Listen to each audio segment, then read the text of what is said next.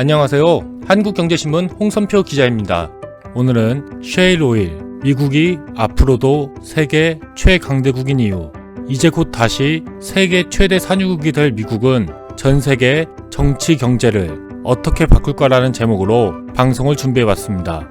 오늘 방송에선 2013년부터 본격적으로 미국 시장에 쏟아지기 시작한 셰일 오일이 미국 경제와 국제 정치에 어떤 영향을 미치는지 차근차근 살펴보도록 하겠습니다. 오늘 방송을 들으시면 최근 미국이 중국과 대대적인 무역 전쟁을 벌이고 기존에 맺었던 무역 협정에서 탈퇴하거나 협정 내용을 자국에 유리한 내용으로 바꾸는 등 국제 정치에서 오직 미국의 이익만을 고려하는 미국 우선주의를 강하게 밀어붙일 수 있는 중요한 이유 중 하나로 꼽히는 셰일 오일의 영향에 대해서 아실 수 있을 겁니다. 본격적인 방송에 앞서 청취자분들께 간단한 질문 하나를 드리겠습니다. 세계에서 석유를 가장 많이 생산하는 나라는 어디일까요? 이 질문에 대부분의 분들은 중동 국가들을 가장 먼저 떠올리십니다. 그렇다면 세계 최대 산유국은 중동 국가들 중에서도 석유 생산량이 가장 많은 사우디아라비아일까요? 그렇지 않습니다. 2018년 10월 기준 세계에서 가장 많은 석유를 캐내는 나라는 러시아입니다. 황제가 다스리던 1879년 카스피해 인근에 있는 바쿠 유전을 개발하면서 산유국이 된 러시아는 그 이후로 줄곧 주요 산유국의 지위에서 내려온 적이 없습니다. 러시아가 1등이라면 사우디아라비아는 그 뒤를 잇는 두 번째 산유국일까요? 이 역시 아닙니다. 세계에서 두 번째로 석유를 많이 생산하는 나라는 미국입니다. 미국 에너지 정보청이 발표한 자료에 따르면 7월 기준 미국의 하루 석유 생산량은 1,100만 배럴로 사우디아라비아를 제쳤습니다.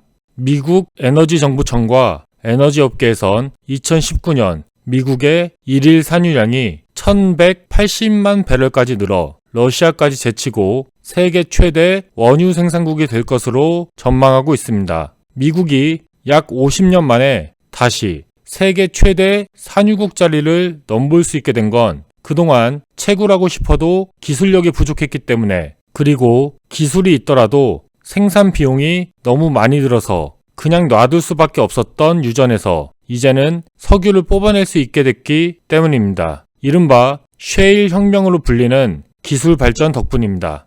그리고 2013년께부터 쏟아지기 시작한 셰일 오일은 앞으로도 미국이 오랫동안 국제 정치와 경제에서 패권을 휘두를 수 있는 원동력으로 평가받고 있습니다. 지갑이 두둑해지면 어딜 가더라도 남의 눈치를 보지 않고 당당하게 말할 수 있게 됩니다. 국가도 마찬가지입니다. 미국은 셰일 오일 덕분에 남의 도움 없이도 석유 비축고를 가득 채울 수 있게 됐습니다. 이 같은 미국의 변화는 앞으로도 상당 기간 미국 중심의 국제 질서, 그러니까 팍스 아메리카나가 유지될 것으로 예상되는 이유입니다. 셰일 오일이란 과연 무엇이고, 셰일 오일이 앞으로 세계 경제에는 어떤 영향을 미칠지에 대해서 한번 알아보겠습니다.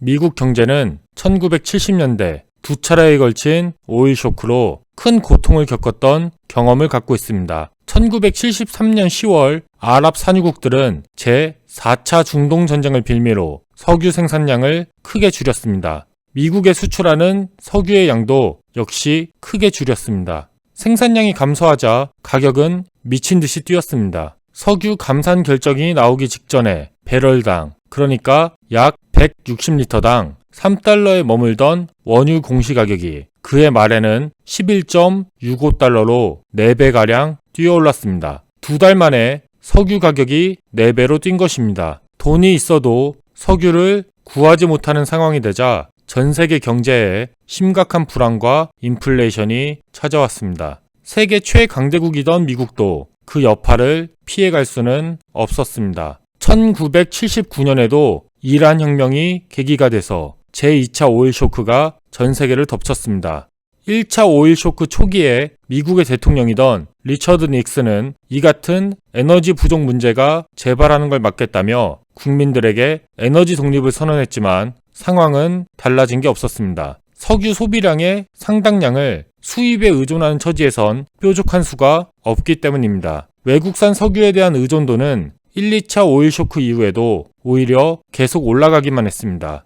1차 오일 쇼크가 터진 1973년, 당시 미국은 석유 소비량의 35%를 수입했지만 2005년에는 이 비중이 60%로 높아졌습니다. 막강한 군사력과 세계 기축통화인 달러화를 앞세워 전 세계를 좌지우지하던 미국이지만 에너지 수급 문제는 미국 경제의 치명적인 약점으로 남아 있었습니다. 그러던 상황이 달라졌습니다. 2017년 미국의 석유 수입량은 전체 소비량의 19%에 불과합니다. 약 10년 만에 외국산 석유에 대한 의존도가 뚝 떨어진 것입니다. 어떻게 이런 일이 가능했을까요? 바로 셰일 혁명 덕분입니다. 먼저 셰일 오일이 기존의 석유와는 어떤 점이 다른지부터 간단하게 살펴보겠습니다. 셰일 오일은 기존 원유처럼 한 군데 유전에 모여있는 기름이 아닙니다. 지하 깊은 곳 바위 사이사이에 갇혀있는 기름입니다. 진흙이 굳어져서 생긴 셰일 안반층에 들어있어서 셰일 오일이라고 불립니다. 셰일 오일을 채굴하기 위해선 기존 원유와는 다른 방식을 사용해야 합니다. 일반적인 원유는 기름이 모여있는 유전까지 수직으로 땅을 파내려 간 뒤 기름을 퍼올리기만 하면 채굴할 수 있었습니다. 하지만 셰일 오일은 채굴 방식이 다릅니다.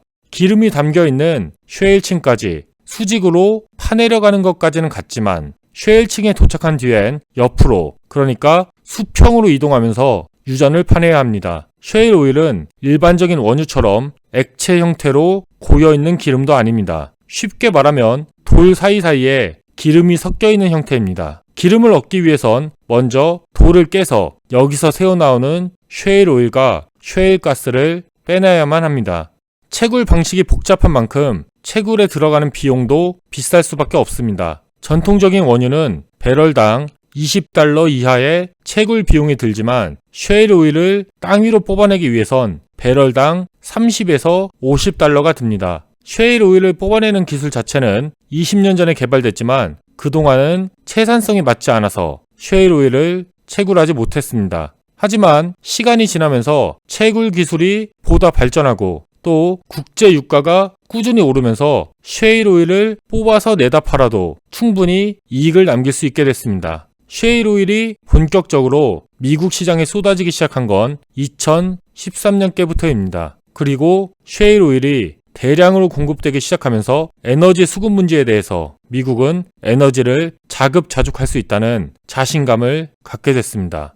이에 대한 자신감을 가장 강하게 갖고 있는 인물이 바로 도널드 트럼프 미국 대통령입니다. 그는 대통령 선거 후보일 때부터 미국의 에너지 독립을 이뤄내겠다는 뜻을 여러 차례에 걸쳐서 나타냈습니다. 그리고 트럼프 대통령의 계획은 당선된 이후 현실이 됐습니다. 미국 에너지정보청에 따르면 미국의 하루 원유 생산량은 2016년 9월 846만 배럴에서 2018년 1월 975만 배럴로, 그리고 2018년 7월에는 1100만 배럴로 늘어났습니다. 가까운 미래에 미국이 세계 최대 산유국이 될 것이라는 예측의 근거입니다.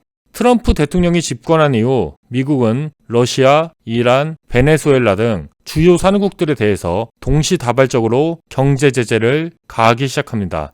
아무리 세계 최강대국인 미국이더라도 과거처럼 에너지 수급을 외부 국가에 의존했다면 내리기 쉽지 않은 결정입니다. 러시아에 대해선 크림반도에 대한 불법적인 병합, 시리아 정부에 대한 지원, 2016년 미국 대선에 개입했다는 의혹, 영국에서 발생한 전직 러시아 스파이 암살 기도 사건에 연루돼 있다는 혐의 등의 이유로 강도 높은 제재를 연달아 내놨습니다. 2018년 8월엔 이란을 공격하는 경제 제재를 발표했습니다. 미국은 물론 제3국의 기업과 개인에게도 적용되는 높은 수준의 제재였습니다. 이란에 대한 경제 제재의 핵심은 이란이 원유, 석유 제품을 수출하는 것을 원천 봉쇄하는 것입니다. 이란이 2015년 핵협정에 가입한 뒤로도 핵미사일을 개발하려는 시도를 멈추지 않았다는 게 제재의 이유입니다. 베네수엘라에선 니콜라스 마두로 베네수엘라 대통령이 독재와 부정선거를 저지르고 있다는 이유로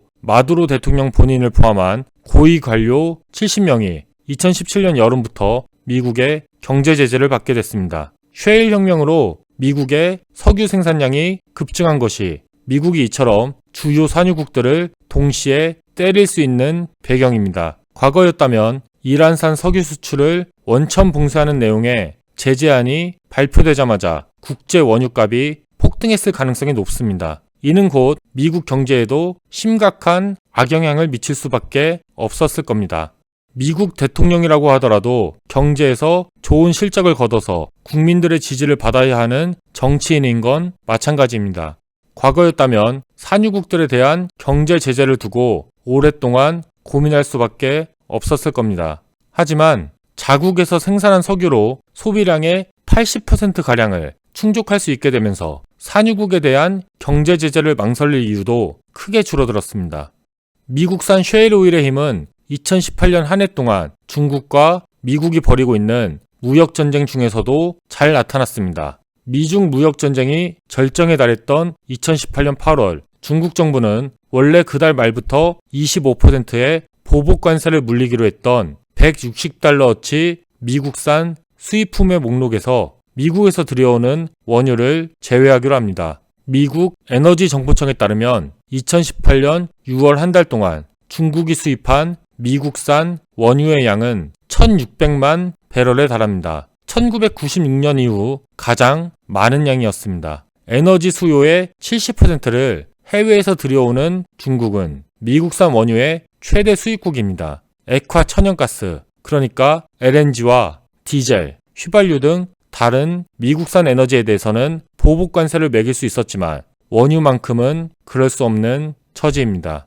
석유까지 스스로 생산할 수 있게 되면서 미국은 더 이상 다른 국가들에게 아쉬울 게 없어졌습니다. 조금 과장해서 말하면 더 이상 다른 나라에서 수입해야 할 상품이 없어졌다고도 할 수 있습니다. 미국이 최근 들어 과거 자신이 주도해서 만든 자유무역 질서를 뒤흔드는 모습을 보이는 배경입니다. 에너지를 안정적으로 들여오고 가격을 안정시키기 위해서 해외 국가들과 좋은 관계를 맺어야 했을 때에는 미국 역시 어느 정도는 국제사회의 눈치를 볼 수밖에 없었습니다.